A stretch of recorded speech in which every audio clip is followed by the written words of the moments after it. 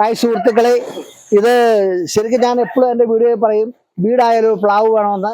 ഇത് നമ്മുടെ നഴ്സറിയിൽ നിന്ന് കൊണ്ടുവന്ന പ്ലാവ് കണ്ടോ? ഈ പ്ലാവിൻ്റെ പൊക്കവും വലിപ്പവും കണ്ടാൽ നിങ്ങൾക്കറിയാം. ഇത് ന്യായമായിട്ട് ഒരു 1.5 വർഷം പ്രായമായ പ്ലാവാണ്.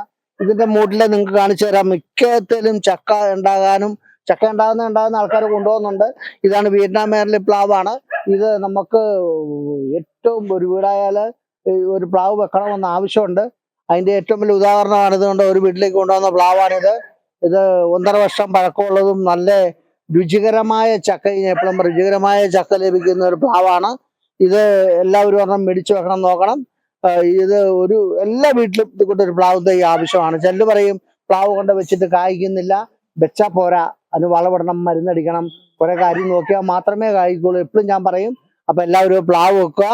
വീഡിയോ ഇഷ്ടമായെങ്കിൽ ലൈക്ക് ചെയ്യുക, ഷെയർ ചെയ്യുക, സബ്സ്ക്രൈബ് ചെയ്യുക. ഹായ്.